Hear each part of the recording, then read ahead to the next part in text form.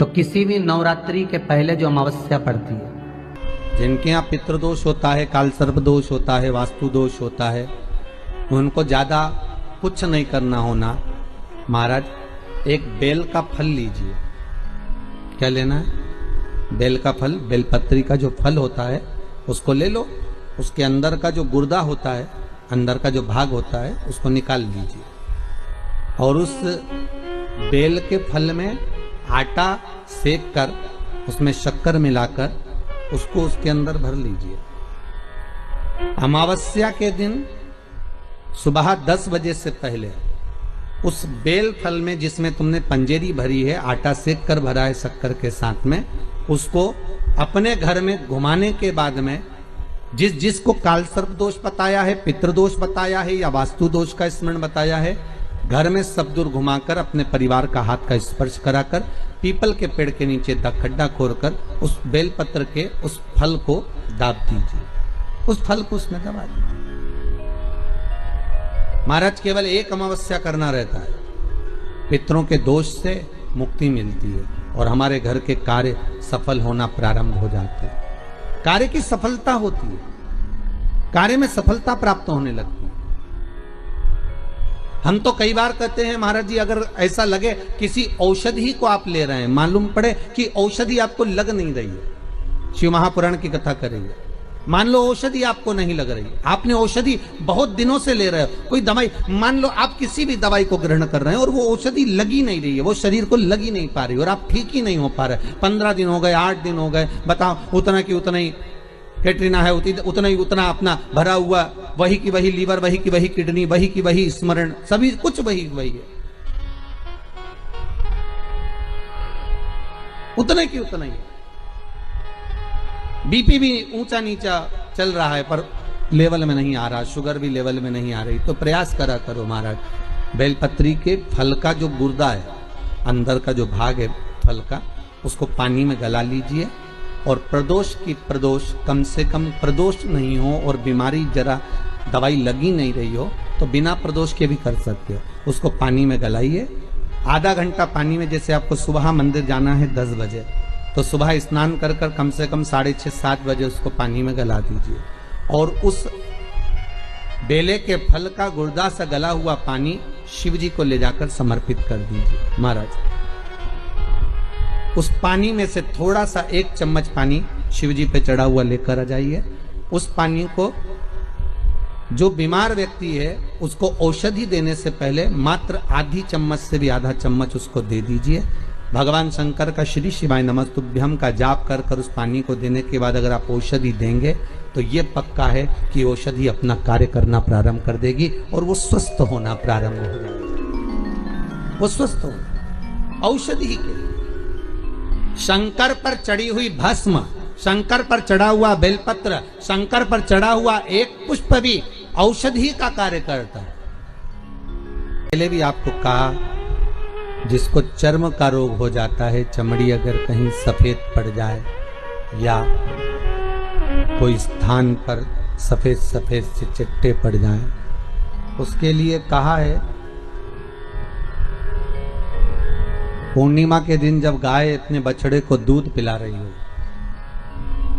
बछड़े के मुख में जो फेन आ जाता है, वो फेन थोड़ा रिटर्न बढ़ाए, फेन चम्मच में ले लीजिए और उस फेन को पूर्णिमा की रात्रि को 12 बजे शरीर पर लगा लें, जहां जहां सफेद दाग हो या चट्टे हो। आधा घंटा तक लगे रहने के बाद में फिर स्नान करें और एक बार सूर्य कुंड का स्नान जरूर करें, जो झांसी दतिया के पास में है सूर्य कुंड, उसका स्नान करें। वहां की मट्टी लाकर शरीर पर लगाकर आधा घंटा धूप में बैठकर फिर स्नान करें। धीरे धीरे चमड़ी अपने असली कलर में आना प्रारंभ हो जाएगी, अपने असली स्वरूप में वो चमड़ी आना प्रारंभ हो। सूर्य कुंड का स्नान।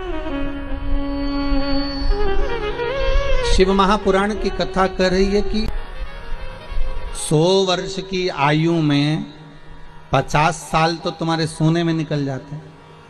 अरे बोलो सही है कि गलत है? 50 वर्ष सोने में निकल, बचे कितने तुम्हारे पास में? 50।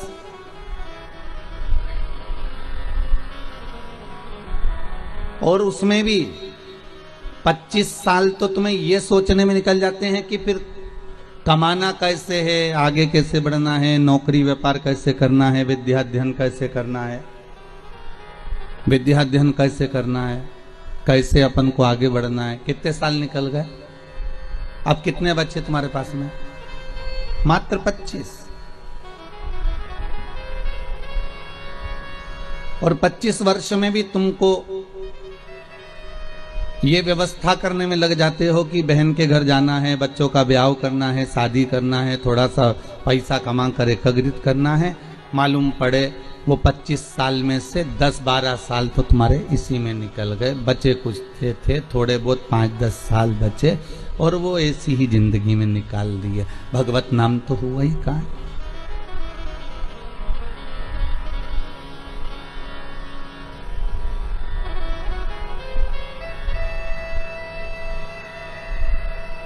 चौबीस घंटों में से कुछ समय हमने सोने में निकाल दिया, कुछ समय हमने भोग और विलास में निकाल दिया, कुछ समय हमने कमाने में निकाल दिया।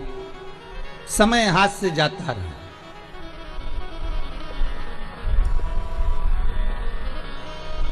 और जब मृत्यु का पल सामने खड़ा हुआ था, यमराज बनावे बंदी और काया हो गई गंदी, मेरे प्राण छूटे भोलेनाथ तो तुम नंदी लेकर आ जाना।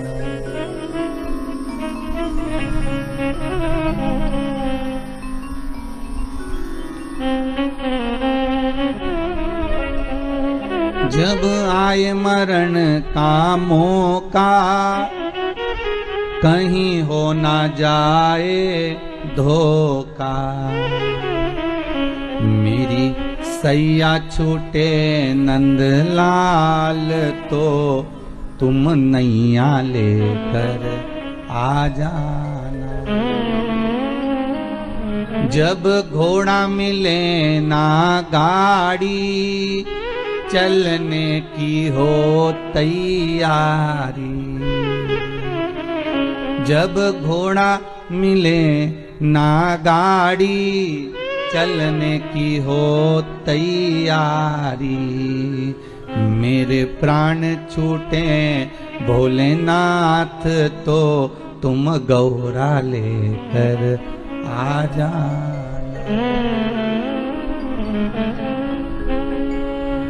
और इस भजन की एक लाइन सबसे सुंदर है, उसको आप भी ध्यान रखिएगा महाराज। जब तन में उठेगी ज्वाला, कोई पास न आने वाला।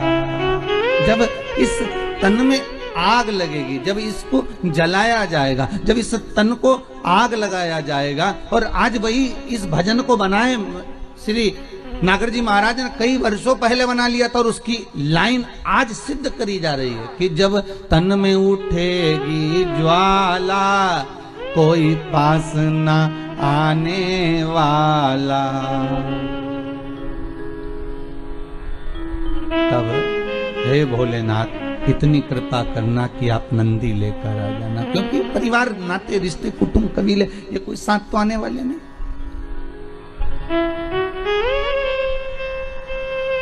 कौन साथ देगा आपको?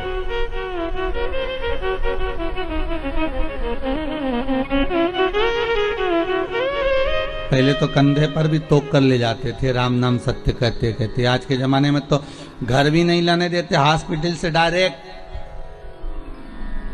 सीधे लकड़ी पर आग लगा देते हैं। बाद में कह देते हैं ये लो अस्थियां थोड़ी बहुत तुम्हारे दादा परदादा पिता माता की है, जो करना हो कर लो। अब उन अस्थियों का करोगे क्या? क्या करोगे उन अस्थियों?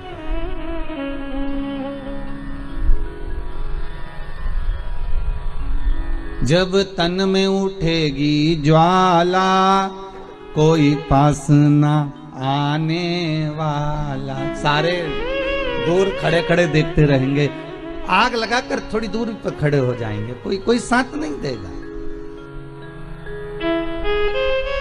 फिर साथ कौन देगा? तो शिव महापुराण की कथा कहती है कि माता के गर्भ में तू अकेला था, ना भोजन करता था, ना नौकरी करता था, ना तू सर्विस करता था, ना तू कमाने जाता था। माता के गर्भ में जैसे तू अकेला था तो तेरा भरण पोषण मैंने करा था। माता के गर्भ में तू पड़ा रहा तो तेरा ध्यान मैंने रखा था। माता के गर्भ में तू रहा तो तेरा भोजन देने का काम मेरा था। माता के गर्भ में जब तू पड़ा रहा तो तुझे जीवित रखने का कार्य मेरा था। तो भगवान शंकर की कथा कहती है कि मरने के बाद का भी टेंशन मत लेना कि लोग जलाकर दूर बैठ जाएंगे।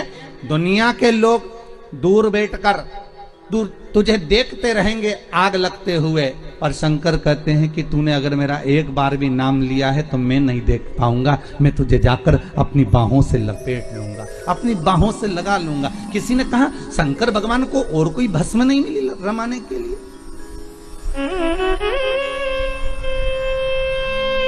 शंकर भगवान को और कोई भस्म नहीं दिखी रमाने के लिए? अरे गाय के गोबर का कंडा बनाकर उसकी भस्म बना के शंकर जी लगा लेते। नहीं नहीं नहीं। किसी वृक्ष को जलाकर भगवान शंकर उसकी भस्म लगा लेते? नहीं। किसी पत्तियों को जलाकर शंकर भगवान उसकी भस्म रमा लेते? नहीं। पर शंकर भगवान ने भस्म किसकी रमाई? वो भी मुर्दे की।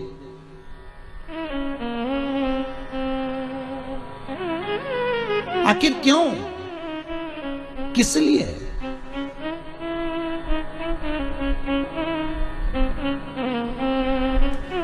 शंकर भगवान ने कहा कि ये जो जीव जिसको मैंने जन्म दिया है, जिसको मैंने पैदा किया है, इसके गर्भ में मैं इसके साथ में था।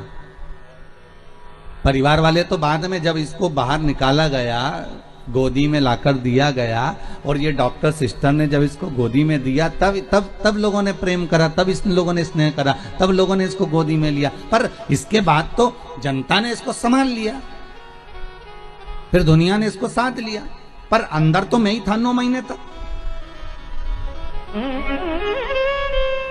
और आग लगाने तक भी परिवार वाले संभाल लेंगे, माना मुझे, पर आग लगाने के बाद कोई नहीं संभालेगा। आग लगाने के बाद तो एक ही संभालेगा।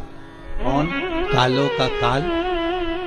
जम के तो बोलो, कालो का काल महाकाल। बस वही संभालेगा। फिर वो कहता है कि गले में लगाऊंगा। जब दुनिया चली जाएगी ना, धधकती हुई अग्नि में,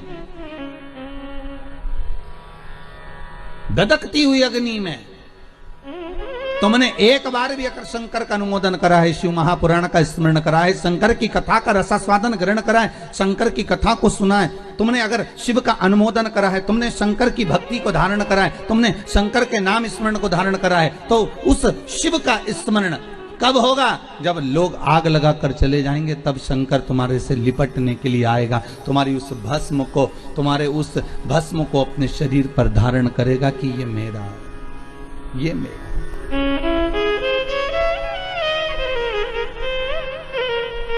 ये जो भस्म है इसके शरीर की, ये मेरी द्वारा दी हुई है, मेरी।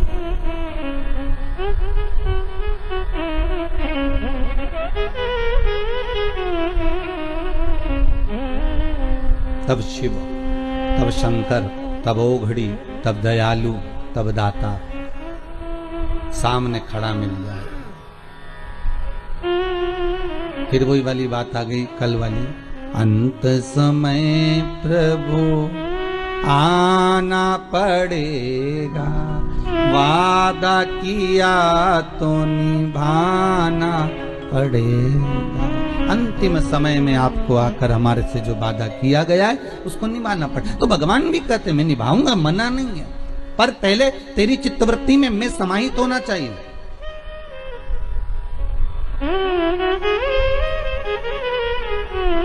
शिव कह रहे हैं तुम्हारी चित्तवृत्ति के भीतर मेरा समाहित होना जरूरी है।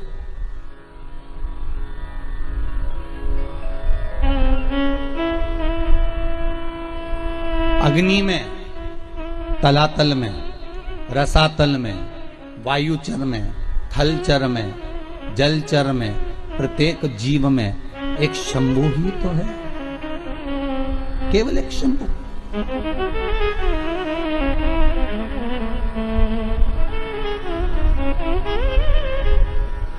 वो समाहित हो जाए।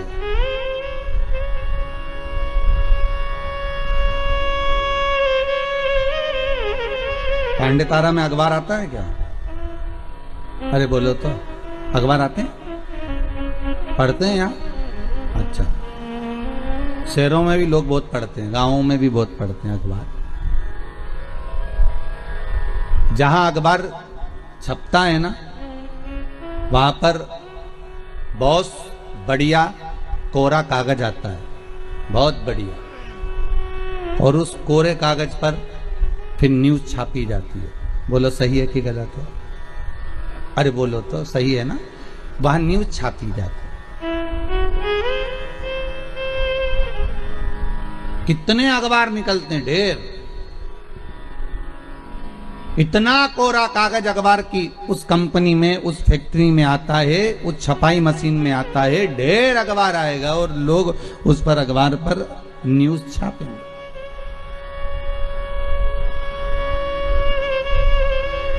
पर कितनी भी अच्छी न्यूज छाप लो,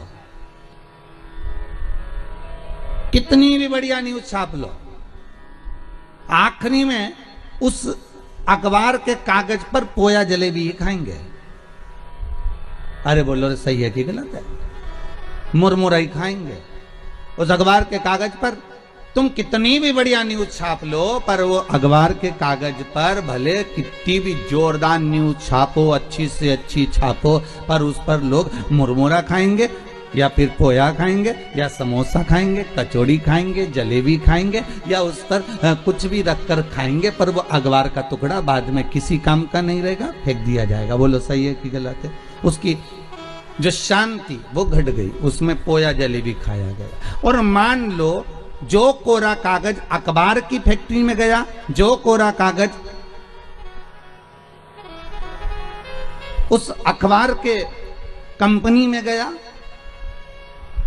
उस प्रिंटिंग मशीन में गया, और वहां जो न्यूज छापी, इतनी बड़ी बड़ी न्यूज छापी, एक से बढ़कर एक छापी, पर आखिरी में लोगों ने उस पर पोया जलेबी खाया। मान लो वही कोरा कागज जो अखबार की कंपनी में गया, जो अखबार की फैक्ट्री में गया, जो प्रिंटिंग मशीन में गया, वही कोरा कागज गीता प्रेस गोरखपुर में चले जाता और उस पर अगर रामायण और गीता लिखा जाती तो फिर कोई पोया जलेबी खाता?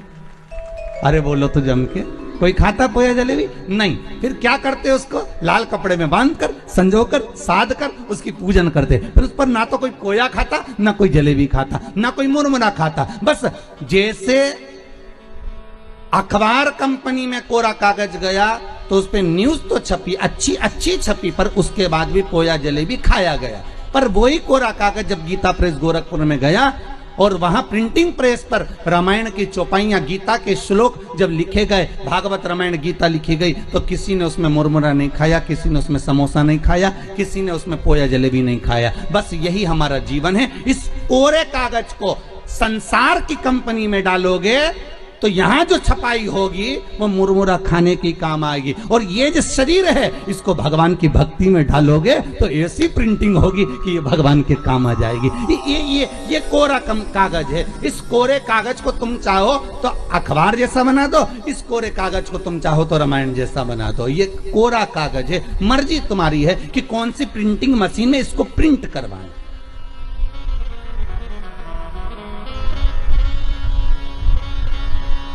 आप कौन सी कंपनी में इसको भेज रहे हो, ये आपके हाथ में। जब तक तुम शिव महापुराण की कथा में बैठे हो तब तक तुम चिंता मत करना, ऐसा लगेगा तुमको गीता प्रेस गोरखपुर में छपाई चल रही है। तुम्हारी ये मन जो कोरा है ना, इस पे पूरी छपाई चल रही है। और जब तक तुम कथा में बैठे हो, जब तक तुम सत्संग में बैठे हो, जब तक तुम भजन में बैठे हो, जब तक तुम नाम जाप में बैठे हो, भले तुम टीवी के सामने बैठकर भगवान की भक्ति को धारण कर रहे हो, भले तुम टीवी के सामने बैठकर कथा सुन रहे हो, तो भी तुम्हारे घर के बेटे, तुम्हारे घर की बहुएं, तुम्हारे घर के पोता पोती सब एक ना एक बार मुंह से कही देंगे कि हमारी अम्मा का रोज का काम है टीवी पर कथा आती है ना तो कथा जरूर सुनती है। सियोर वाला महाराज की कथा ही, शिव महापुराण की कथा ही, और ये अम्मा हमारी कथा सुनने बैठ जाती है। हमारी अम्मा का ऐसा मन है। बहुएं, कई बार बहुएं भी मोबाइल पर कथा सुनती है। सास भी कहती है हमारी बहू की इतनी अच्छी आदत है, रात्रि को सोने से पहले आधा घंटा कथा सुनती है।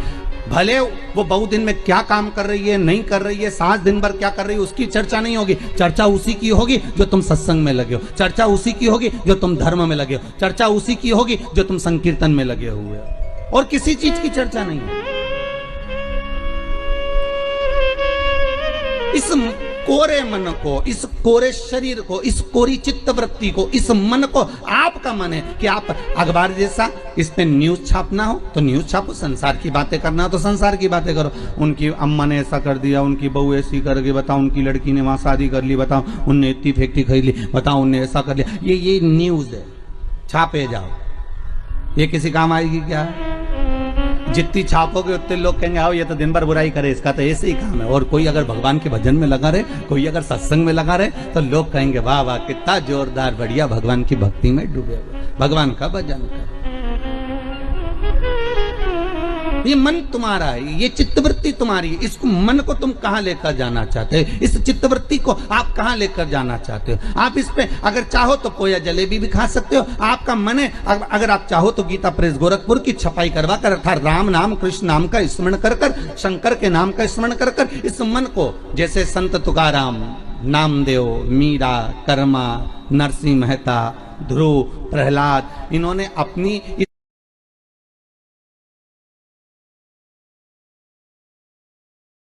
कोरे कागज को, इस पर न्यूज नहीं छापी, उन्होंने इसको अपने भगवान की भक्ति में लगा दिया, इस चित्तवृत्ति को लगा दिया।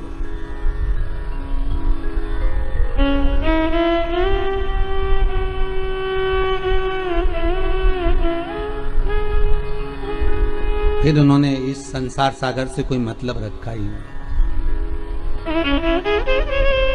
फिर तो उनकी चित्तवृत्ति में जो समाहित हुआ वो केवल भगवत नाम, फिर कुछ सूझा ही नहीं, बल्कि और इंद्र को आना पड़ा, वो ध्रुव और प्रहलाद के पास में, और इंद्र को आकर कहना पड़ा कि हमको कुछ आपसे मांगना है। तो पूछ लिया ध्रुव जी ने, पूछ लिया प्रहलाद जी ने, आपको क्या चाहिए, बोलो क्या दिया जाए, क्या प्रदान करा जाए। तो कहा आपने जो पुण्य करा है, आपने जो दान करा है, आपने जो सत्कर्म करा है, आपने जो पुण्य धारण करा है, वो पुण्य हमको दे दीजिए, वो पुण्य हमको प्रदान कर दीजिए। देखिए इंद्र के पास में अगर मांगने के लिए कुछ नहीं था तो पुण्य मांग कर लेगा। और आपसे भी निवेदन करूंगा, ये पुण्य जो आप कर रहे हो ना, ये सत्कर्म जो कर रहे हो, ये बघेल परिवार अगर शिव महापुराण की कथा करवा रहा है, अगर आज स्वर्गीय श्री राज बहादुर सिंह के अगर ये पुत्र कथा करवा रहे हैं, ये पुण्य जो एकत्रित कर रहे हैं, ये पुण्य कोई साधारण नहीं हो सकता। ये पुण्य की प्रबलता बड़ी प्रखर होती है हमारा, बड़ी। बस डोलना नहीं है हमें संसार सागर में, हमें भटकना नहीं है। दुनिया के लोग संसार सागर में भटकते ज्यादा है, बहुत भटकते हैं। एक ये प्रश्न किसी बच्ची ने करा है, अच्छा प्रश्न है महाराज जी, कि पितृदोष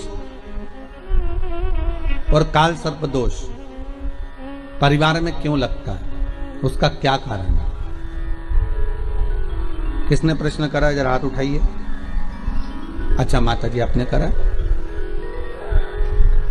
किरण जी मिश्रा आप ही ने प्रश्न किया है, बहुत सुंदर प्रश्न है, जग कल्याण के लिए बहुत अच्छी बात है। एक बार जोरदार ताली बजाओ माता जी के लिए, बहुत सुंदर प्रश्न। बैठिए मेरा जी। पितृदोष और काल सर्प दोष क्यों लगता है, केवल एक शंकर की आराधना से समझें। महाराज भगवान शंकर को जब जलंधर की पत्नी वृंदा, जलंधर के जब प्राण छूटे, तो जलंधर के प्राण छूटने पर वृंदा जब तुलसी का क्यारा बन गई और वो वृंदा ने श्राप दे दिया, हे शिव, ये नारायण आपने मेरे साथ छल करा है तो आप शालिग्राम बनोगे, पत्थर बनोगे, पर शंकर आपने मेरे पति को मारा है तो आपका चढ़ा हुआ जल कभी मुझ में नहीं जाएगा। तुलसी के क्यारे में शंकर का चढ़ा हुआ जल कभी नहीं जाना चाहिए। आप लोग अगर भगवान को थाली में, आपके घर में भगवान हैं बहुत सारे, होते हैं आप लोगों के, सभी लोगों के यहाँ होते हैं बहुत सारे भगवान, ठीक है। गणेश जी भी हैं सब क्या, अरे बोलो तो लड्डू गोपाल भी हैं, फिर देवी देवता भी हैं बहुत सारे, फिर शंकर जी भी हैं। तो सबको एक ही थाली में रख लिया और थाली में रखकर सबने उनको स्नान कराना चालू कर दिया। अब सबको स्नान कराया तो शिव जी को भी कराया, बोलो कराया कि नहीं कराया, थाली के अंदर रखा। अब तुमने स्नान तो करा दिया, स्नान कराने के बाद वो जल को क्या करा तुम लोगों ने, ले जाकर तुलसी के क्यारे में डाल दिया। तो महाराज जी पहले के समय में क्या कालसर्प दोष पितृदोष नहीं होता था? बिल्कुल नहीं होता था। पहले के समय में ना कालसर्प दोष होता था ना पितृदोष होता था। क्यों? तो क्या घर में लोगों के शंकर जी नहीं होते थे? होते थे। लोग शिव जी को स्नान कराते थे, पर घर में बगीचा, खलियान, खेत, वृक्ष इतने लगे होते थे कि शंकर जी को स्नान कराने के बाद वो जल को ले जाकर, भगवान को स्नान कराने के बाद जल को ले जाकर पेड़ पौधे में डाल दिया जाता था, बगीचे में डाल देते थे, तुलसी के क्यारे में नहीं डालते थे। इसलिए ना पितृदोष होता था ना कालसर्प दोष होता था। अब दुनिया के लोग भगवान को स्नान करा के ले दे के एक ही पौधा घर में दिखता है, वो तुलसी जी का, बस स्नान कराया और तुलसी जी में ले जाकर डाल दिया। तो तुलसी जी में ले जाकर डाला तो उससे शास्त्र कहता है कि अगर शिव जी का चढ़ा हुआ जल तुलसी के क्यारे में जाएगा तो सर्प के डसने का दोष लग जाएगा, जिसको हिंदू धर्म में काल सर्प दोष कहा गया। जो काल सर्प दोष, अच्छा बड़ा विचित्र काम है। कई कई गांवों में आप लोगों ने भी देखा होगा, यहां तो ठीक है परंतु हमने महाराष्ट्र में बहुत देखा। महाराज कई कई गांवों में तुलसी के क्यारे के नीचे शंकर जी को रखते हैं। ये तुलसी के कुंड के अंदर शंकर जी को रखेंगे, पर यह दोष है। वो तो ना जाने कहां से बुद्धि आ गई ऐसी कि तुलसी के क्यारे के अंदर शंकर जी को रख दो, तुलसी के क्यारे के नीचे शिव जी को रख दो, या तुलसी के क्यारे के अंदर शंकर भगवान को विराजमान कर दो। ये विवेक ना जाने कौन दे देता है आप लोगों को। अच्छा दुनिया के लोगों की आदत भी ऐसी है ना, जो अच्छा विवेक मिले ना, अच्छी जगह से कथा मिले, अच्छी चीज मिले तो उसको तो लोग छोड़ देंगे, पर कहीं नाटक मिले, नौटंकी मिले, कोई आपको अलग अलग तरह से ना जाने घुमा फिरा के, ना जाने बुद्धि ऐसी फेर कर गलत चीज बताएगा ना, तो वो समझ में आ जाएगी आप लोगों को। दुनिया की आदत है।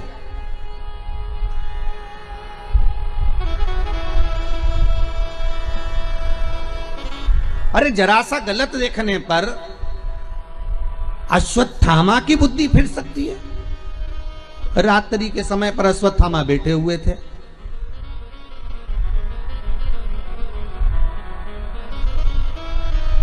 और रात्रि के समय पर अश्वत्थामा बैठे, और बैठे बैठे अश्वत्थामा ने क्या देखा कि एक वृक्ष के कोटर में कौवे के अंडे रखे हुए हैं, कौवे के बच्चे रखे हुए हैं, और एक उल्लू रात्रि के समय पर उड़ता उड़ता आया और वो कौवे के अंडों को उसने, रात के समय कौवा जब सो गया तो उसके अंडों को, उसके बच्चों को मार दिया। किसने? उल्लू ने। अश्वत्थामा ने देख लिया इससे जोरदार कोई काम नहीं हो सकता।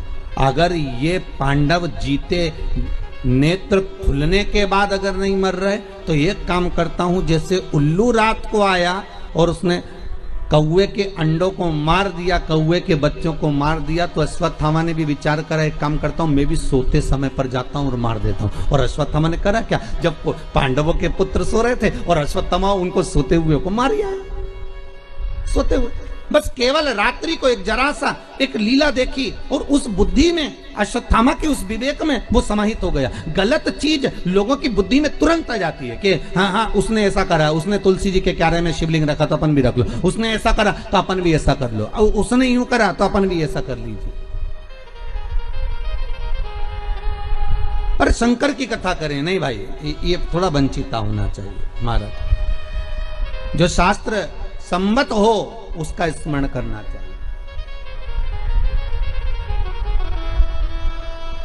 पहले के समय में दो दोष नहीं रहते थे, ना पितृदोष रहता था ना काल सर्प दोष रहता था। काल सर्प दोष कब आया? जब आप लोगों ने भगवान का चढ़ा हुआ जल, शिव जी का चढ़ा हुआ जल तुलसी में चढ़ाना प्रारंभ करा, तब काल सर्प दोष आया। और पितृदोष पहले नहीं होता था। क्यों? क्योंकि लोग घर के मटके में से, घर के हंडे में से, घर के परिंडे में से लोटा भरकर पानी लेकर जाते थे और शंकर को चढ़ाते थे। घर का जो रसोई घर होता था वो बीच केंद्र में होता था, रसोई घर घर के मध्य में होता था। तो वहां से जब पानी लेकर जाते थे, वो परिंडा, मटका, हंडा पितरों का स्थान माना गया है। वहां से जब पानी भरते और ले जाकर शंकर जी को चढ़ाते, तो पूरे घर में से पानी निकलकर जब शिव को चढ़ने के लिए जाता था तो पूरे घर का वास्तु दोष, पितृदोष समाप्त हो जाता था। अब आज के जमाने में मंदिर का लोटा उठाकर मंदिर का पानी भरकर शंकर जी को चढ़ा देते हैं, तो ना वास्तु दोष समाप्त होता है, ना पितृदोष समाप्त होता है, ना कालसर्प दोष समाप्त होता है। पहले भी कथा में कहा, परसों की कथा में कहा कि लक्ष्मी जी अपने पास का अगर कोई सामग्री शिव जी को चढ़ा देती तो शंकर प्रसन्न हो जाते, पर लक्ष्मी जी ने करा क्या, जल भी लाई तो पार्वती की यहां से लाई। लक्ष्मी जी अगर जल लेकर आ रही है तो पार्वती की यहां से लेकर, आपके पास में जो है आप शंकर को वो समर्पित करो। आपके पास में जो हुआ वो शंकर को दीजिए। और शंकर एक बात और कहते हैं कि मुझे दिखावा कर कर मत दीजिए, जो आपके पास में है, जो अपना है वो दो।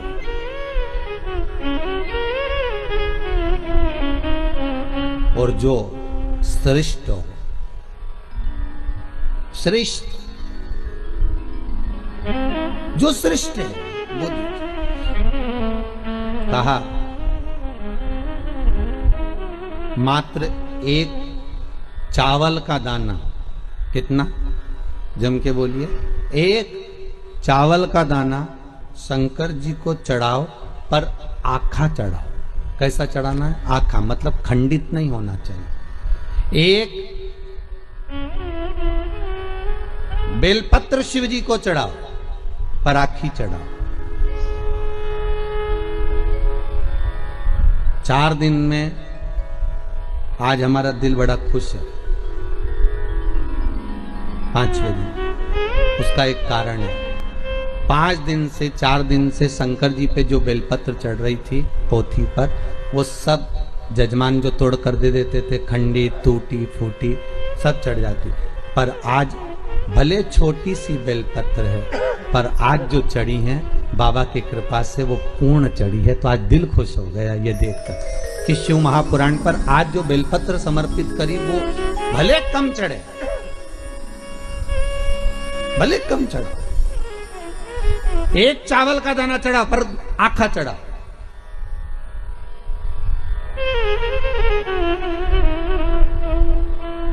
आज हमें बड़ी खुशी मिली है इस व्यासपीठ पर आए, जब बेलपत्री थोड़ी सी हाथ में आई तो देखा कि भले छोटी सी है पर सुंदर कितनी है।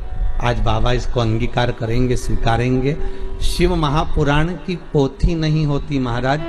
7 दिन, 9 दिन, 5 दिन, जितने दिन तक शिव महापुराण जिस जगह पर रखी रहती है, जिस कुल में, जिस परिवार में, जिस भाव में रखी रहती है, वहां पर ये 12 ज्योतिर्लिंग 7 दिन के लिए विराजमान होते हैं। उस पर चढ़ाई गई बेलपत्री का फल 12 ज्योतिर्लिंग पर चढ़ाई गई बेलपत्री के फल के बराबर होता है। 12 बेल ज्योतिर्लिंग के बराबर है महाराज। उसका फल एक आनंदी, बड़ी प्रसन्न। थोड़ा दो भगवान को, पर अच्छा।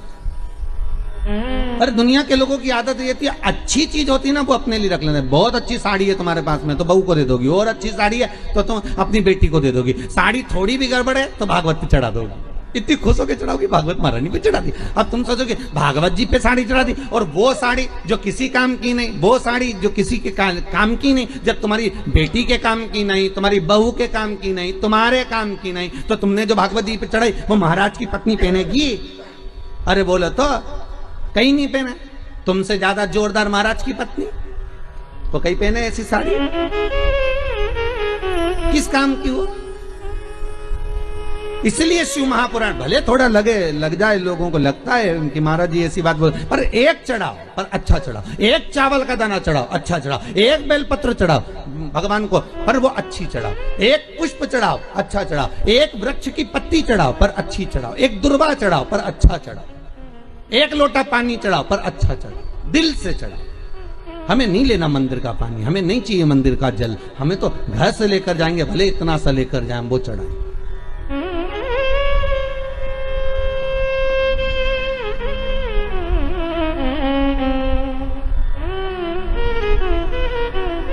गुरु पूर्णिमा पर जब सीहोर लोग आते हैं गुरु पूर्णिमा महोत्सव मनाने के लिए गुरु दीक्षा के समय पर, तो वो अपने अपने घर से बोतल में भी पानी भर कर लेकर आते महाराज। उनका भाव कितना शुद्ध होता है कि यहाँ हम आए हैं तो बाबा के आनंद लेवे, चरण धोवे से तो हमारी इज्जत होवे, भगवान का स्नान करावे तो हमारा इज्जत होवे, ये भाव है।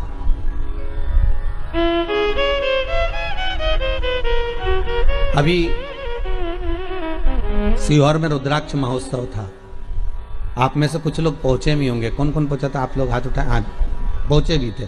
तो आप लोगों ने देखा होगा कि शंकर जी पे जल चढ़ाने के लिए हमने कोई टंकी भरकर नहीं रखी थी कि हमने यहाँ पर टंकी भर दी हो कि इसमें से पानी भर भर के ले जाओ और शिव जी को चढ़ा दो। देखा था आप लोगों ने? नहीं भरी थी ना। कई लोगों ने कहा महाराज जी इतनी पब्लिक है तो एक टंकी भर दो पानी का और वहां लोटे रख दो, 4-5 कलश रख दो तो लोग शिव जी को चढ़ाते रहेंगे। हमने कहा नहीं, शिव महापुराण का विधान है कलश भी वही लाएं और पानी भी वही लाएं। अब उनकी मर्जी, वो कुएं में से खींच के लाएं, बोर में से निकाल के लाएं, टैंकर से लाएं, जहां से उनकी मर्जी पड़े जल वो लेकर आए और चढ़ाएं। क्यों? क्योंकि इतनी दूर आए हैं तो एक लोटा पानी भी चढ़ाएं तो उनकी कामना पूरी हो, उनकी मनोकामना पूर्ण हो। भरने को तो हम जल भर देंगे, हमको क्या करना। जब कुएं में इतना पानी डल रहा था, लोगों के लिए इतना पानी की व्यवस्था करी गई थी, तो आपके लिए एक टंकी पानी भरने में क्या जाता। पर नहीं, आप स्वतः लेकर आएंगे, आप स्वयं लेकर आएंगे और उस जल को आप स्वयं समर्पित करेंगे तो उसका आनंद ही दूसरा हो, आनंद दूसरा।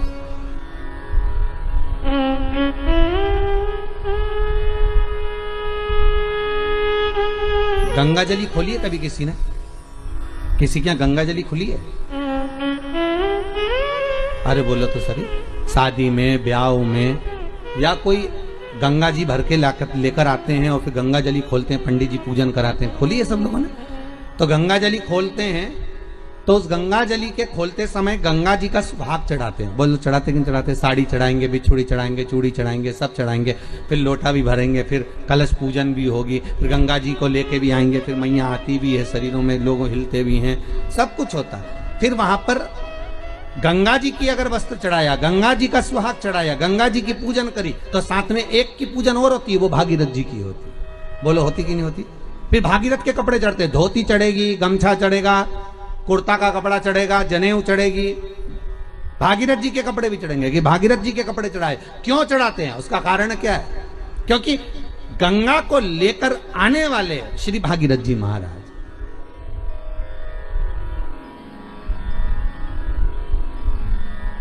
अगर हम केवल गंगा की आराधना कर लेंगे तो गंगा उतना फल नहीं देगी जितना देना चाहिए। अगर हमने भागीरथी गंगा का स्मरण करा कि हे भागीरथ महाराज आप गंगा को लेकर आए थे, 60,000 काकाओं के उद्धार के लिए लेकर आए, राख के ढेर बन गए थे संत के, केवल एक दृष्टि से वो राख के ढेर बने, 60,000 काकाओं का उद्धार। हे गंगा मैया, भागीरथ जी महाराज लेकर आए गंगा को। तो इसलिए हमारा हिंदू धर्म कहता है कि जब गंगा जली खोली जाती है, गंगा की पूजन करी जाती है, गंगा जली का उत्सव जब करा जाता है तो सबसे पहले भागीरथ की पूजन करी जाती है कि भागीरथ महाराज इस गंगा को लेकर आए हैं। तो हे भागीरथ जी आप गंगा को लेकर आए, आप ही से सीखकर हम गंगा जी को हरिद्वार से, प्रयागराज से, इलाहाबाद से हम भरकर लेकर आए हैं। ऐसी कृपा करना गंगा मैया, जैसे आपने भागीरथ बाबा के 60,000 काकाओं का उद्धार करा था, वैसे हमारे पूर्वजों का भी उद्धार कर देना। इस भाव से हम गंगा जी की पूजन करते हैं, भागीरथ के साथ करते, अकेली गंगा नहीं पूजते। हम अकेली गंगा का स्मरण नहीं करते, हम भागीरथी गंगा का स्मरण करते हैं, हम विष्णुपदी का स्मरण करते हैं।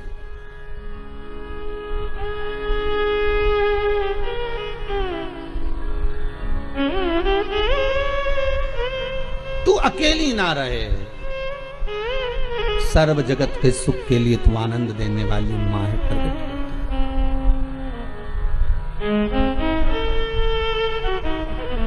सर्व जगत का हित कर। देव आप बाबा को एक अक्षत का दाना दीजिए, बड़े प्रेम से दीजिएगा, बड़े भाव से।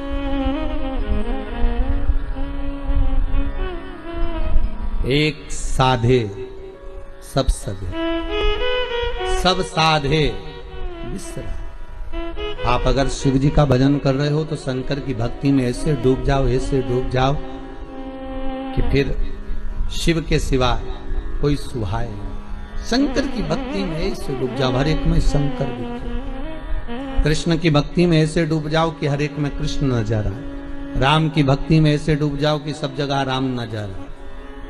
पर जितना एक जगह पर आप जाते रहोगे वहां से आपको जो प्राप्त होगा वो सुख का आनंद ही कर देगा।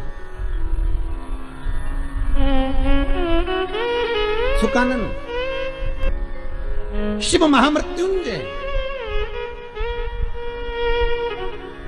अरे मार्कंडू जी के पुत्र मार्कंडे जो शंकर की आराधना में डूबे हुए थे, जिनकी उम्र कम थी, जिनकी आयु मात्र 12 वर्ष की थी और प्राण छूटना थे, और वो मार्कंडू जी के पुत्र मार्कंडे जी भगवत स्मरण में ऐसे डूब गए कि उनके मुख से महामृत्युंजय मंत्र का उद्घोष हो गया।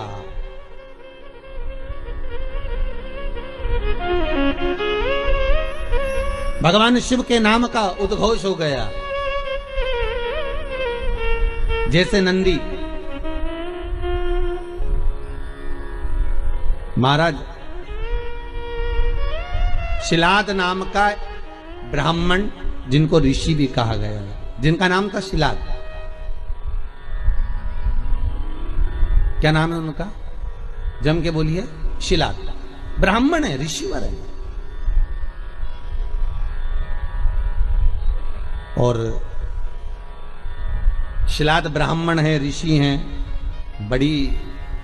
बड़े शिव के भगत है। शंकर का बहुत अनुमोदन करते हैं। शिव का स्मरण में वो हमेशा डूबे रहते हैं। और उनका एक नाम स्मरण केवल ओमकार का ध्वनि करना और ओम नाम में डूबे रहना। ओम नमः शिवाय।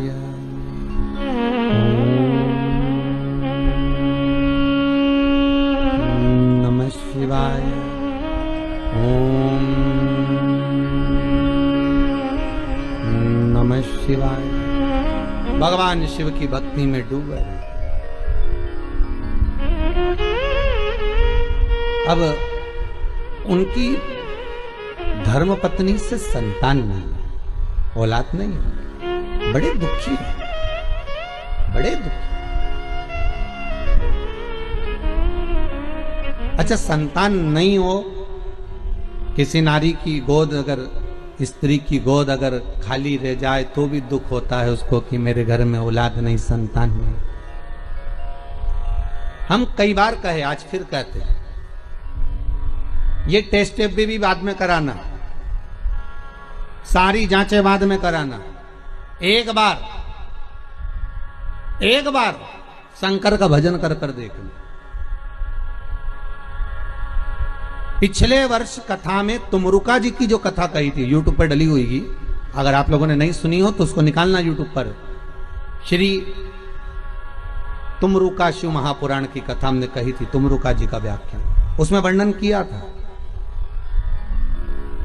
सब जगह से अगर हार जाओ और सारे रिपोर्ट आपकी आपने सब दूर दिखा ली, तो एक बार शंकर पर भरोसा कर कर तुमरुका जी का नाम लेकर सफेद आंकड़े की जड़ को शिव जी पे से रजस्वला धर्म के 7वें दिन 21 बार घुमा लो। नाम गोत्र बोलकर कमर में लाल धागे में बांध लो। पीपल के पत्ते शिव जी को चढ़ाओ, उठाकर लाओ। उस एक पत्ते को रात्रि को गाय के दूध में उकालो और उस दूध को दोनों पति पत्नी पियो। साथ रहिए, समय आएगा, बाबा चाहेगा तो 3 या 4 महीने में गर्भ ठहर ही जाएगा। सारे डॉक्टर को दिखा लिया अपनी जगह, टेस्ट भी करवा लिया अपनी जगह, पर एक बार प्रयोग, और वो विश्वास रखकर करना पड़ेगा। शंकर पर जो भी कार्य कर रहे हो आप, जो उपाय कर रहे हो आप, शिव का स्मरण कर, भगवान पर अगर विश्वास रखोगे, भरोसो दृढ़ इन चरणन कहो, श्री वल्लभ नक चंद्र छटा बिन सब जगह माही अंधेरो। अगर भरोसा है तो शंकर है, और भरोसा नहीं तो शिव कहां से। विश्वास लेकर अगर आए हो तो काम तो होगा। ये लोग काशी से आए हुए हैं, विश्वास लेकर ही तो आए होंगे कि हम जाएंगे शंकर की कथा में तो बाबा कृपा जरूर करेगा। कई लोग यहाँ पर बैठे हुए हैं जो विश्वास लेकर आए हुए हैं, दूर दूर से आए हुए हैं, केवल विश्वास लेकर कि भगवान कृपा करेगा किसी ना किसी रूप में, मुझे विश्वास है कि बाबा मेरी सुनेगा। और फिर कहता हूं, कथा में अगर आपने मन लगा लिया, भले टीवी चैनल के माध्यम से श्रवण कर रहे हो, भले मोबाइल के माध्यम से श्रवण कर रहे हो, भले पंडाल में सुन रहे हो, बाबा से अगर दिल से आपने अगर कह दिया तो 3 महीना बहुत होता है सब कामना पूरी होने के लिए। मेरा बाबा आपको कुछ ना कुछ दे ही देता है, बस आपकी रुचि के अनुसार सुख प्रदान कर ही देता है। आप उस पर विश्वास, भरोसा, भटकना नहीं है हमको, मार्ग से विचलित नहीं होना। कई लोगों की आदत रहती है, पहले राम जी के पास चले जाएंगे, राम जी से काम नहीं होगा तो कृष्ण के पास चले जाएंगे, कन्हैया जी से काम नहीं होगा तो हनुमान जी के पास चले जाएंगे, हनुमान जी से नहीं होगा तो शंकर जी के पास चले जाएंगे। पर शिव महापुराण की कथा कहती है गुरु जी के 2 चेले, गुरु जी ने दोनों चेलों से कहा जाओ जमीन खोदो, 50 फीट पे पानी निकलेगा और मेरे लिए लोटा भर के पानी लेकर आओ। चेलों ने मन में कहा, विचार करा, बताओ पानी इतना सारा पड़ा, वो पी लो, मैं 50 फीट खोदें फिर पानी लाए। जाओ दोनों 50 फीट खोदना, पानी निकलेगा और लेकर आना, मेरे को पानी पीना है, जाओ जरा। दोनों चेले चले गए। एक गया तो खोदता गया, खोदता गया, खोदता गया, खोदता गया। दूसरा गया तो उसने यहाँ खोद लिया, फिर वहां खोद लिया, फिर वहां खोद लिया, पानी नहीं निकला। 50 फीट तक एक चेला था तो वो खोदता गया, पानी निकल गया, लोटा भर के लेकर आया। गुरुजी ने पूछा पानी निकल गया? दूसरे से पूछा तुझे नहीं निकला? नहीं। गुरुजी ने पूछा तूने खोदा था? बिल्कुल, चलकर देख लो। गुरुजी गए देखने के लिए, तो गुरुजी ने देखा तो उसने क्या करा, थोड़ा यहाँ खोद लिया, थोड़ा वहां खोद लिया, थोड़ा वहां खोद लिया, थोड़ा वहां खोद लिया, पानी नहीं निकला। और एक चेले से पूछा तूने कैसे निकाला? तो कहते एक ही खड्डे को मैं खोदता गया, तो पानी निकल गया। यहाँ शास्त्र वही कह रहा है, एक पकड़ो और एक जगह ही खोदते रहो, शंकर जी का भजन करते रहो। तारेगा तो ये, मारेगा तो ये, कहेगा तो ये, जो कुछ करेगा खोदते जाओ, पानी जरूर निकलेगा। पर 10 जगह खोदोगे, कभी इधर खोद लिया, कभी उधर खोद लिया, कभी उधर खोद लिया, तो पानी नहीं निकलना है। कोई काम तुम्हारा बनना नहीं है, कुछ भी नहीं होना है। एक ही जगह खोदो, खोदे पानी निकलेगा। करो भजन एक का, पर आदत बुरी है ना तुम्हारी। फिर कोई घूम रहा था उसके पास, फिर किसी के पास। भगवान को भी मालूम है ये एक जगह नहीं टिकेगी रे। आज तुम्हारे पास आ गई, कल दूसरी जगह चले जाएगी, परसों चौथी जगह जाएगी, काम नहीं होगा तो भटकती फिरेगी, पर विश्वास नहीं रखेगी। जिस दिन ये विश्वास पक्का कर लेगी कि शंकर ही मुझे बचा सकते हैं, शंकर ही मुझे जिला सकते हैं, शंकर ही मेरा पेट भर सकते हैं, शंकर ही मेरा अनुमोदन कर सकते हैं, शंकर ही मुझे धन देंगे, दौलत देंगे, संपदा देंगे, शंकर के सिवा कोई नहीं देगा, तब शिव भी सोचता है अब नहीं डिगेगी। और नहीं डिगेगी तो परीक्षा लेंगे शंकर। पहले आपका काम हो सकता है नहीं भी करें शंकर, क्योंकि वो देखना चाहते हैं कि पहले जैसी थी वैसी की वैसी है, खड्डा अलग अलग खोद रही है क्या। पहले देखेंगे, पहले इधर से उधर से 10 जगह खड्डे तो नहीं खोद रही, फिर उसको लगेगा नहीं ये पूरा विश्वास रेखा टिक गई तेरे चरणारविंद में, तो वो महामृत्युंजय महादेव फिर प्रकट होकर कुछ दे ही देगा। ये उसकी कृपा फिर होगी। वो जब तक नहीं देता, जब तक परीक्षा नहीं लेता। सास बहू को चाबी जब तक नहीं देती, जब तक सास बहू की परीक्षा नहीं ले लेती। सास को भी लगता है कि बहू को चाबी दूंगी और मालूम पड़े होता है। एक ससुर जी मर गए, बहुएं रोने लगी, खूब चिल्ला चिल्ला के, खूब धाड़ धाड़ के रोए। अपने अपने पतियों को फोन लगा दिया, पतियों भी आ गए, 4 पति थे, सब 4 बहुओं के आ गए। क्यों रो रही हो? बहुएं बोली तुम्हारा बाप मर गया, पिता तुम्हारा। तो पतियों बोले तुम्हारा भी तो ससुर था, तो काय को रही हो? तुमने तो कभी ससुर को 1 गिलास पानी नहीं दिया, कभी पिता को 1 गिलास चाय बनाकर नहीं दी, कभी गरम रोटी नहीं खिलाई। जब बहुएं मिलती थी तब ताने देती थी, आड़ा टेढ़ा बोलती थी, गालियां देती थी। और आज पिता मर गया तो रो रही हो? किस लिए रो रही हो तुम? तुम्हें रोने का कोई हक नहीं है। इतने में 4 बहुएं बोली अपने पतियों से तुम्हारे बाप मर गए उसके लिए थोड़ी ना रो रहे हैं, तुम्हारा पिताजी मर गया उसके लिए थोड़ी ना रो रहे हैं। तो बहुओं से पतियों ने पूछा फिर काय को रो रही हो? तिजोरी की चाबी ना जाने का धर गए इसलिए रो रही है। पतियों ने भी माथा ठोका, काय की जगदम्बा होना। अब पत्नियां बोली सुनो तुम्हारे पिताजी को जगाओ और चाबी पूछो कहां रखी तिजोरी की। पतियों ने बोले इनको मरा आधा घंटा हो गया, तुमके चाबी पूछो। सीधी तरीके से जवा लो नहीं तो तुमको नहीं सुला दे। बेचारा पति उनको भय लगा कि इनका क्या, ये तो लोभ लालची व्यक्ति तो कुछ भी कर सकता। इनके मन में दुख हुआ। इन्होंने कहा ऐसा कोई होता है कि मरा हुआ व्यक्ति जाग जाए? हम नहीं जानते, हमें चाबी चाहिए तो चाबी चाहिए, आप पूछो कहाँ रखी है।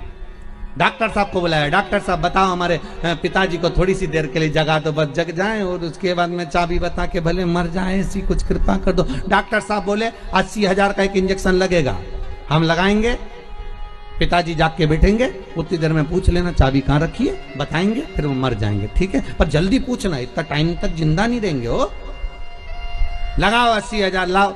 अब बउओं ने सोचा चाबी तो निकालना है, तो बउओं ने करीब अपनी अपनी रकम बेची है। बताओ, बुढ़ा बीमार था तो 1 रुपए की नहीं बेची, और चाबी के चक्कर में सब 20-20 हजार में रकम बेची है। 20-20 हजार में रकम बेच गई, 80,000 रुपए लेके डॉक्टर के सामने दिया। डॉक्टर सामने का सामने खड़ी हो जाओ, और सामने खड़ी होकर जैसे ही जागे पूछ लेना चाबी कहाँ रखी है। और जैसे ही डॉक्टर सामने इंजेक्शन लगाया, न बुढ़ा उठ के बैठा, न डोकरा जैसे उठ के बैठा, इतने में बउअन बोलती उससे पहले बुढ़ा बोल दिया, क्यों रे, या पाड़ा के पानी पिलाया कि नहीं पिलाया, और मर गया।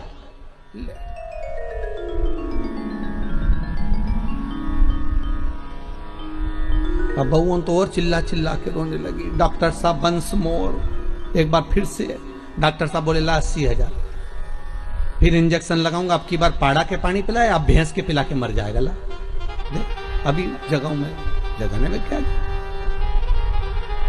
एक दुनिया है साहब, धन की मीत है, कोई किसी का नहीं संसार में, केवल धन ही मीत है। परसों की कथा में कहा था मरने के बाद सब कुछ फेंक देंगे, पर अंगूठी चेन नहीं फेंकेंगे, सब रख लो।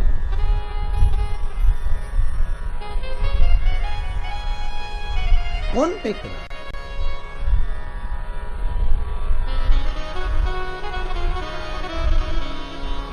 एक साधो आशा लगाकर बैठे रहना। विश्वास में आस भी है और विष भी है। विश्वास में दोनों चीजें, विष भी और आस भी है। आप विश्वास लगाकर अगर बैठे हुए हो, तो आस अगर लगाए हुए हो, तो यह पक्का है कि शिव मिलेगा जरूर, शंकर प्राप्त जरूर होगा। अगर आस लगाई है तो मिलेगा जरूर, वो मिलेगा।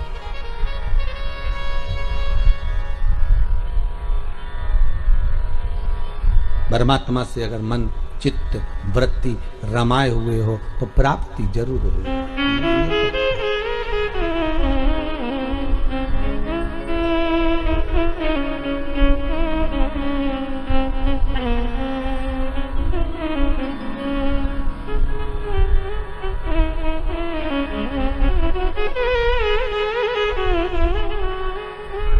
वो मिलेगा। और शिव महापुराण की कथा कहती है महाराज, उम्र भले कम हो पर भक्ति प्रबल हो। शिलाद की धर्म पत्नी से संतान नहीं थी, पर शिलाद के मन को खलता नहीं था, पर परिवार के लोग कहते थे कि कोई तो एक पुत्र हो जाए जो तार दे। तब भगवान शिव ने आकर एक वर दिया, चिंता मत करो, एक दिन जब तुम भजन करने के लिए कहीं जा रहे होगे, पृथ्वी को खोदोगे, उसमें से एक बालक निकलेगा, वही बालक तुम्हारा पुत्र कहलाएगा। निकला बालक, उसका नाम नंदीश्वर रखा। क्या नाम रखा है? नंदी। वो नंदीश्वर। पर पिता इतने विचित्र थे।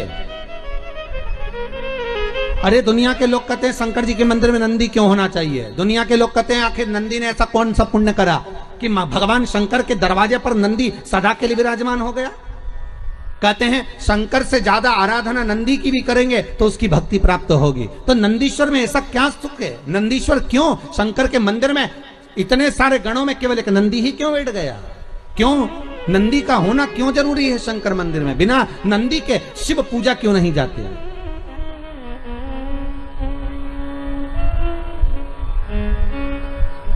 बिना नंदी के शंकर क्यों नहीं पूजाते? उसका कारण केवल इतना है कि पिता ने जब देख लिया 4 साल का बेटा नंदी, उसका भरण पोषण करा, जो जमीन में से प्रकट हुआ था, जो पृथ्वी में से निकला था, उसका पालन पोषण शिलाद ने कर लिया। और शिलाद ने करने के बाद एक दिन शिलाद के यहां पर देवता आ गए, एक मित्र एक वरुण, 2 देव पधारे।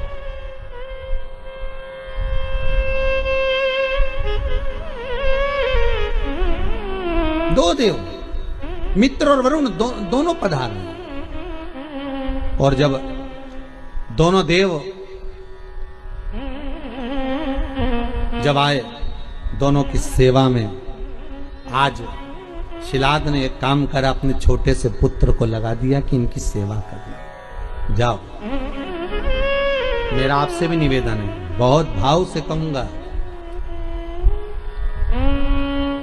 आपके घर में कभी साधु आए, सन्यासी आए, तपस्वी आए, संत आए, साधक आए, उपासक आए, तो मेरा निवेदन रहेगा कि आपके घर के पुत्रों को, किसको? आपके घर के पुत्रों को, आपके घर के पोतों को, आपके घर के बच्चों को सबसे पहले सेवा में लगाइए और कहिए कि जाओ जरा सेवा करिए।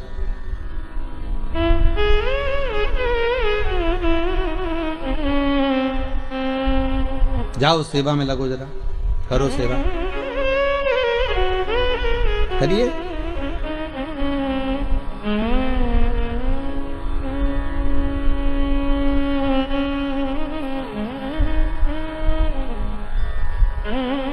आज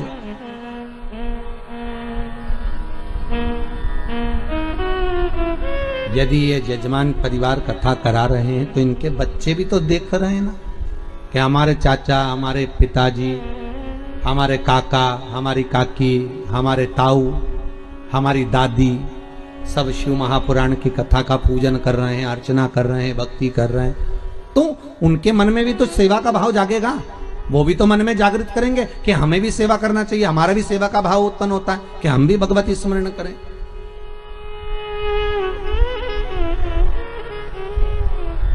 जाओ करो, जरा नमन करो, प्रणाम करो, दंडवत करो, साष्टांग करो, सेवा का भाव जुड़े। और शिलाद ने भेज दिया नंदी को, नंदी जाओ। नंदी कहते पिताजी मेरी उम्र 4 साल की है। पिताजी कहते कोई उम्र नहीं होती सेवा की, जाइए सेवा करो। और सेवा करी, मित्र और वरुण की जब सेवा करी, सेवा करने के बाद इतने खुश हो गए मित्र और वरुण, वापिस देवलोक को जाने लगे। देवलोक को जाते जाते उन्होंने शिलाद को बुलाया, ए शिलाद, हम तुम्हें वर प्रदान करते हैं कि तुम्हारा भगवान की भक्ति तुम्हारे हृदय में सदा विराजमान हो, तुम भगवान की भक्ति में सदा रमे रहो, तुम भगवान का उपास, व्रत, साधना, नियम धारण करते रहो। जाओ, हम तुम्हें आशीर्वाद देते हैं कि तुम्हारी आयु की वृद्धि भी हो। शिलाद की आंखों में आंसू भर गए। सेवा किसने करी? जम के बोलिए, नंदी ने। पानी भरकर कौन लाया? नंदी। पोछा किसने लगाया? नंदी ने।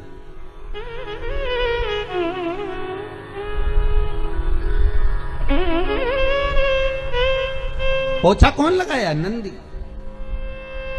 झाड़ू किसने लगाई? नंदी ने।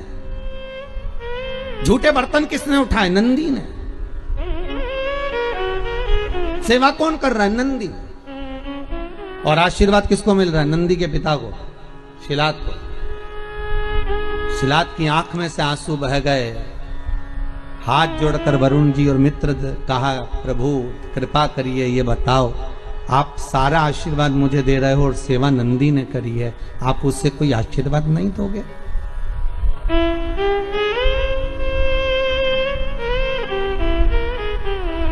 आप हमें कोई आशीर्वाद नहीं दोगे? हमारे ये विजय राज जी आज पूजन में बैठे हुए हैं, नाम तो हम ज्यादा जजमानों के जानते नहीं। अभय राज जी है, रामराज जी हैं, सभी भाई लोग। इनकी आदत ऐसी है नेताजी की कि ये हम छत्ते भी हैं तो ढूंढ ढूंढा के पांव पड़ने पहुंच ही जाते हैं। ये भी कम नहीं पड़ते, अभय राज जी भी हो। तो ये सब लोग, और एक वो हमारे, हम कहेंगे सारथी जी हमारे हो, उनका नाम भी हम नहीं जानते, बंधु लाना ले जाना करते रहते। तो ये लोग बड़े विचित्र हैं। आज अभय राज जी कह रहे थे, गुरुजी ऐसा आशीर्वाद देके जाना कि ऐसी कथा होती रहे, साल 2 साल में ऐसी कथाओं का स्मरण होता रहे, ऐसा वर दीजिएगा। हम मन में सोच रहे थे कि इतनी सेवा कर रहे हो, आगे बढ़ बढ़कर कहीं सफाई करना, कहीं झूठे बर्तन उठाना, कहीं कुछ करना।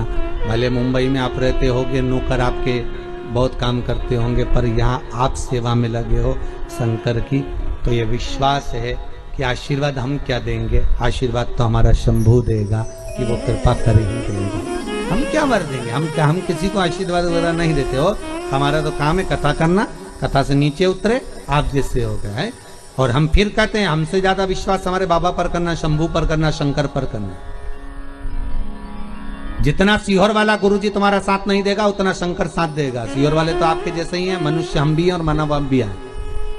हम भले हम पर विश्वास मत करना, पर मेरे शंकर पर विश्वास करना, जो त्रिलोकी का नाथ है, त्रिकालदर्शी है, कोई साधारण नहीं है वो, उस पर भरोसा रखना।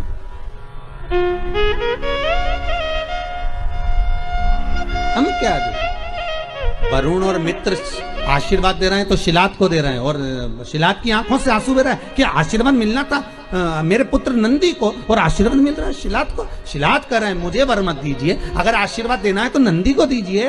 तो वरुण चुप हो गए, और वरुण जैसे चुप हुए तो शिलात को लगा कि बात क्या है, आखिर ये आशीर्वाद क्यों नहीं दे रहे, कारण क्या हो गया कि आशीर्वाद नहीं मिल रहा है, और पुत्र को नहीं मिल रहा, हमको तो मिल रहा पर बेटे को क्यों नहीं दे रहे, आखिर कारण क्या है। नंदी को कहा शिलाद ने, जाओ बेटा बाहर। नंदी जैसे ही बाहर गए, और बाहर जाते से ही उसी समय पर शिलाद ने वरुण के चरण पकड़कर कहा, ये बताओ कि आपने जिसने सेवा करी उसको आशीर्वाद क्यों नहीं दिया। तो मुख से निकल गया, हमने आशीर्वाद इसलिए नहीं दिया क्योंकि इस नंदी की उम्र कम है, हम इसको आयुष्मान होने का आशीर्वाद कैसे दे सकते हैं। नंदी की आयु कम है। शिलाद ने कहा इसका कोई उपाय। वरुण तो कह दिया कि नंदी की उम्र कम है, पर वरुण के साथ जो मित्र आया था उसने कह दिया उसका एक उपाय है, अगर तुम्हारा पुत्र नंदी शंकर की आराधना में लग जाए, शिव की उपासना में लग जाए, शंकर को रिझाने में लग जाए। दुनिया में एक ही है जो उम्र बढ़ा सकता है, कौन भाई? उम्र बढ़ाने का आशीर्वाद भी वो ही दे सकता है जिसकी उम्र का ठिकाना नहीं हो। सही है कि गलत है? अरे बोलो तो सही है ना। जिसकी उम्र का ठिकाना ही नहीं वो दे सकता है। तुम्हारे पास में इतना सारा काजू रखा होगा तो आप काजू भर कर दे दोगे, आपके पास में बादाम ढेर सारी रखी होगी तो बादाम भर कर दे दोगे, आपके पास में गुड़ बहुत सारा रखा होगा तो आप दान में गुड़ दे दोगे, आपके पास में चावल ज्यादा होगा तो आप चावल दे दोगे, आपके पास में गेहूं होगा तो गेहूं दे दोगे, आपके पास में कपड़ा होगा तो आप कपड़ा दे दोगे। बोलो सही है कि गलत है? जो चीज आपके पास में होगी वो आप निकाल कर दे दोगे। आपकी जेब में, कई लोगों की जेब में वो रखते हो मलने का और कतरने का, तो वो जो 4-5 लोग मिले तो उसने निकाल के दे दिया, लो साहब पाओ साहब। और जो शौकीन होगा वो उठाकर उसमें मलने बैठ गया, वो भी लगे। तो जो तुम्हारे पास में होगा तुम वो दोगे। अब जिसके पास में जो चीज ज्यादा होगी वो ज्यादा देंगे। अब मित्र कहने लगे कि शंकर की आराधना करो, तो कि शिव जी की आराधना क्यों? तो शिलाद ने पूछा, तो मित्र कहने लगे कारण यह है कि उम्र वही बढ़ा सकता है जिसकी उम्र का ठिकाना ही नहीं है। सारे देवी देवता में एक ही देव है, कौन? जम के बोलिए, देव अधिदेव महादेव, जिनकी उम्र का ठिकाना नहीं है। अभी ईमानदारी से बोलो, 51 शादी तो पहले कर चुके। पार्वती के साथ जो शंकर जी की शादी हुई है वो 52 नंबर की, 52 नंबर की। अब 52 भी जिसकी शादी हुई हो तो उम्र कितनी होगी जरा हिसाब लगा लो रे भाई।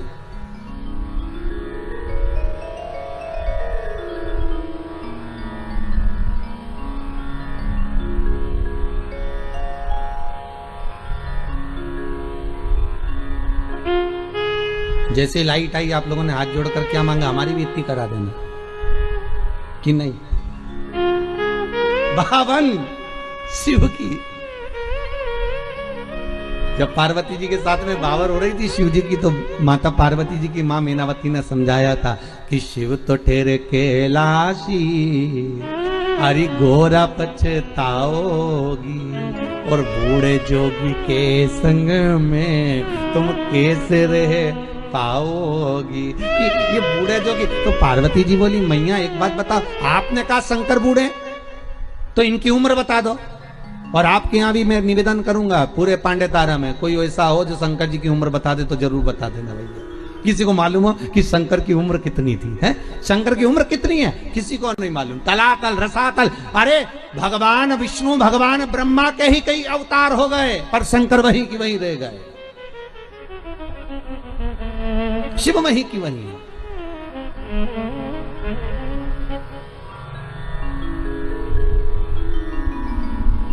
जानना कठिन है महाराज। अरे मेरे भोले बाबा को अनाड़ी मत समझो, मेरे भोले बाबा को अनाड़ी मत समझो, मेरे भोले बाबा को अनाड़ी मत समझो, मेरे भोले बाबा को अनाड़ी मत समझो, अनाड़ी मत समझो, अनाड़ी मत समझो, अनाड़ी मत समझो, अनाड़ी मत समझो, अनाड़ी मत समझो, अनाड़ी मत समझो, अनाड़ी मत समझो, अनाड़ी मत समझो। ओ मेरे भोले बाबा को, मेरे भोले बाबा को अनाड़ी मत समझो, मेरे भोले बाबा को अनाड़ी मत समझो। आओ से दोनों हाथों से। बाबा के हाथों में डमरू, मेरे भोले बाबा के हाथों में डमरू, मेरे भोले बाबा के हाथों में डमरू, मेरे भोले बाबा के हाथों में डमरू। ओ डमरू को देख के, डमरू को देख के मदारी मत समझो, डमरू को देख के मदारी मत समझो, मेरे भोले बाबा को अनाड़ी मत समझो, मेरे भोले बाबा को अनाड़ी मत समझो।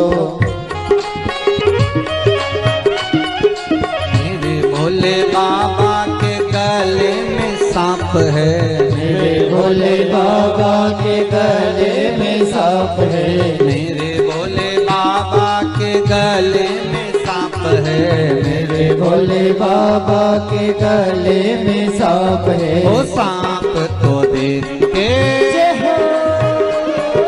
सांप को देख के सपेरा मत समझो, सांप को देख के सपेरा मत समझो, मेरे भोले बाबा को अनाड़ी मत समझो, मेरे भोले बाबा को अनाड़ी मत समझो। मेरे भोले बाबा के कंधे पे झोली, मेरे भोले बाबा के कंधे पे झोली, मेरे भोले बाबा के कंधे पे झोली, मेरे भोले बाबा के कंधे पे झोली। अरे झोली को देख के, झोली को देख के भिखारी मत समझो, झोली को देख के भिखारी मत समझो, मेरे भोले बाबा को अनाड़ी मत समझो, मेरे भोले बाबा को अनाड़ी मत समझो, अनाड़ी मत समझो, अनाड़ी मत समझो, अनाड़ी मत समझो, अनाड़ी मत समझो, अनाड़ी मत समझो, अनाड़ी मत समझो, अनाड़ी मत समझो, अनाड़ी मत समझो। ओ मेरे भोले बाबा को,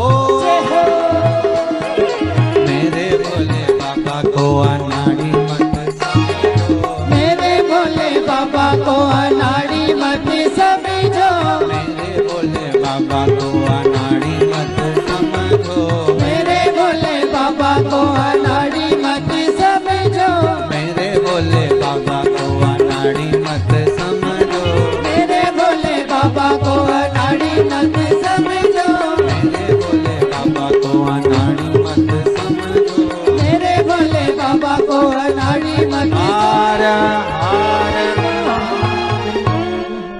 भगवान शिव कोई साधारण नहीं है महाराज, उनको साधना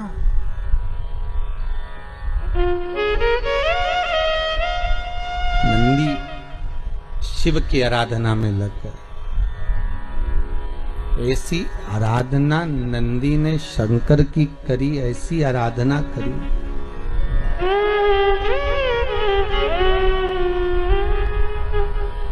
शिव प्रसन्न हो गए, मांग ले तुझे क्या चाहिए।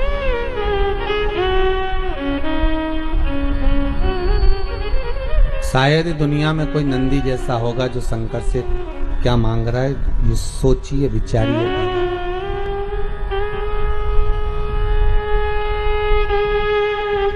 आप क्या मांग सकते हैं शंकर से? धन, दौलत, संपदा, सत्ता, वैभव, यही मांगेंगे।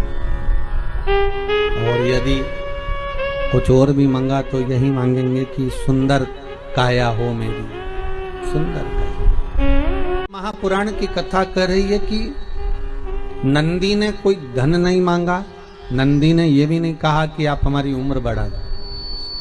शंकर सामने थे नंदी के और नंदी से कह रहे हैं कि मांग ले, तुझे क्या चाहिए। तू बोले मैं तुझे वो दे देता हूं। तो नंदी उम्र नहीं मांग रहे। अगर आपको लगता कि हमारी उम्र कम है तो भगवान से कहते कि हमारी उम्र बढ़ा दीजिए। आपको लगता कि हमारी उम्र कम है तो आप कहते कि भगवान हमारी उम्र बढ़ा दीजिए, हमारी उम्र थोड़ी बड़ी कर दीजिए, हमारी उम्र अच्छी कर दीजिए। पर उम्र नहीं मांगी।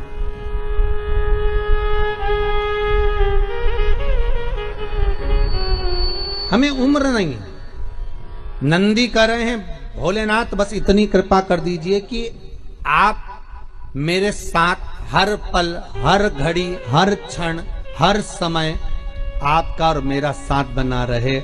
मैं आपका दर्शन एक क्षण के लिए भी ओझल ना करूं, एक क्षण के लिए भी ना छूटे, बस ये वर दे दीजिए। शंकर जी ने कहा अगर मेरे पास में रहना होगा, तुम्हारा ध्यान ना भटके, उसके लिए तुम्हारा रूप बदलना पड़ेगा। आप नंदी कहते हैं ये काया किस काम की है, आप मेरा स्वरूप भी बदल दीजिए। शिव जी ने कहा तुम्हें बेल का मुख लगा दे, लगा दीजिए। मनुष्य का मुख हटाकर शंकर ने बेल का मुख लगा दिया नंदी को। और शिव जी से मांगा क्या कि एक क्षण के लिए मैं आपसे दूर ना हूं,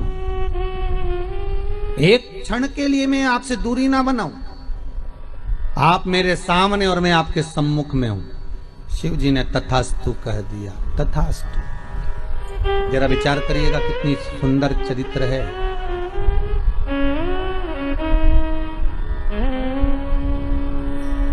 राम जी के राज्य तिलक के समय पर सबको सेवा दी गई थी। राम जी की सबको सेवा दी गई। राम राज्य के समय पर सेवा सबको दी गई।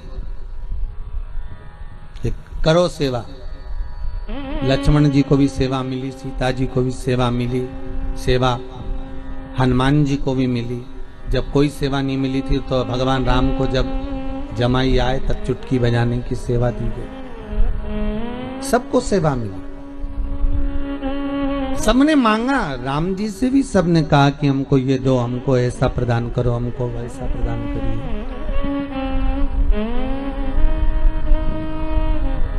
पर जैसा नंदी ने मांगा, जैसा नंदी मांग रहे हैं वैसा शायद किसी ने नहीं मांगा होगा कि हर घड़ी, हर पल, हर क्षण, हर श्वास में मैं आपके सम्मुख में हूं, मैं आपके सामने हूं।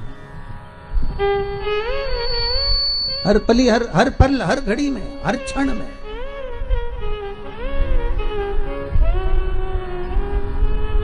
तथास्तु कर मांगो, शिव से मना नहीं, पर शंकर को रिझाने का एक तरीका आना चाहिए। शंकर के प्राप्ति का एक साध्यता का, एक आनंदता का भाव आना चाहिए।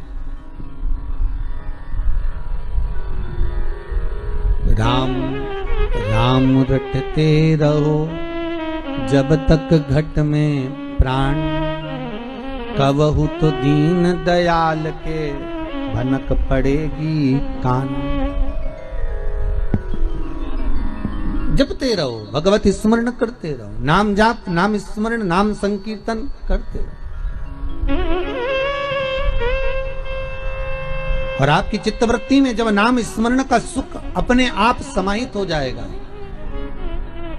आपकी चित्तवृत्ति में जब भगवान के नाम का सुख अपने आप आ जाएगा, तो शंकर स्वयं एक ही जगह पर अगर खोदते रहोगे तो पानी निकल ही जाएगा, शिव मिल ही जाएगा। फिर शंकर को मिलने में देरी नहीं लगेगी।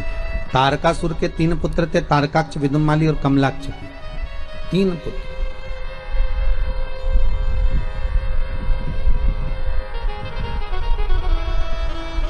और ये तीनों तारकाक्ष, विदुमाली, कमलाक्ष की, ये तीनों पिताजी के जाने के बाद इनके मन में ऐसा भाव आ गया कि अब हमारे पिता नहीं।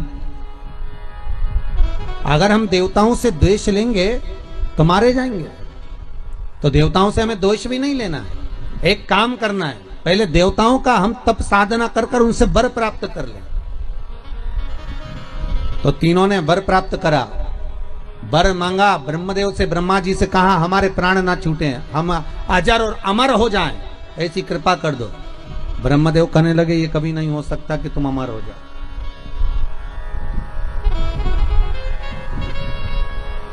ये बड़ा कठिन है कि तुम अमर हो जाओ, ये बहुत कठिन है। मरना तो पड़ेगा महाराज, मृत्यु निश्चित है और प्राण तो छूटेंगे। आपको पहले भी कहा, बादाम खाओगे तो भी मरोगे, नी खाओगे तो भी मरोगे, रोटी खाओगे तो भी मरोगे, नी खाओगे तो भी मरोगे, कथा सुनोगे, अरे जम के तो बोलो, तो भी मरोगे, नी सुनोगे तो भी मरोगे। ठीक है, ब्यूटी पार्लर जाओगे तो भी मरोगे, नी जाओगे तो भी मरोगे। सीधी बात है, जो है वो है। फिर कई लोग कहते हैं महाराज जी आप कह रहे हो कथा सुनोगे तो भी मरोगे, कथा नहीं सुनोगे तो भी मरोगे, तो फिर कथा सुनने से फायदा क्या है? हमारा कहना केवल इतना सा है, बिल्ली अपने बच्चे को अपने मुंह से पकड़कर 7 घर लेकर जाती है, बच्चा मरता है क्या बिल्ली का? नहीं। बिल्ली अपने मुख से चूहे को पकड़ती है, चूहा बचता है क्या? नहीं। उसी तरह अगर तुमने कथा सुन ली, भगवान का भजन कर लिया, नाम जाप कर लिया, नाम स्मरण कर लिया, नाम संकीर्तन कर लिया, शिव की आराधना कर ली, तो बिल्ली जैसे काल के मुंह में जाओगे तो सही, पर बिल्ली के बच्चे जैसे बचकर बाहर निकल जाओगे। और अगर भजन नहीं करा तो मरोगे तो, पर चूहे जैसे लहूलुहान हो जाओगे। कथा का बस यही फल है, स्मरण का केवल यही फल है।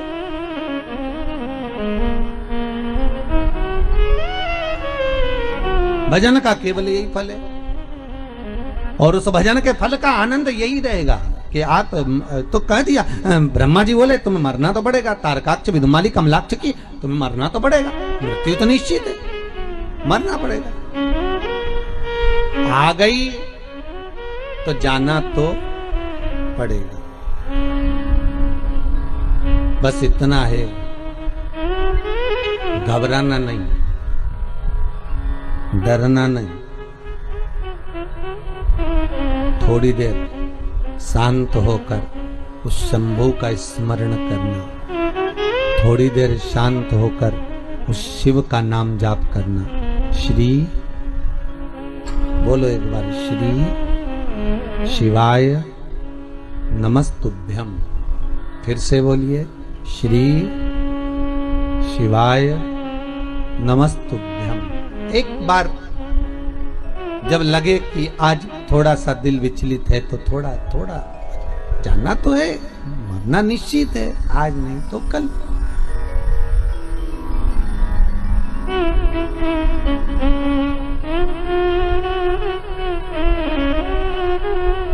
जाना तो निश्चित है।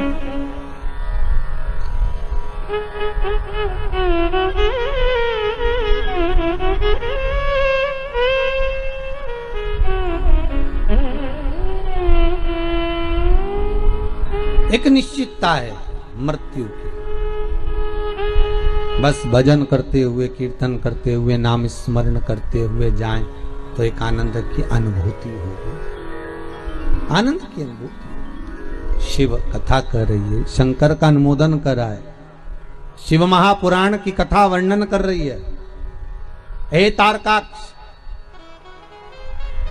हे कमलाक्ष की, मरना है।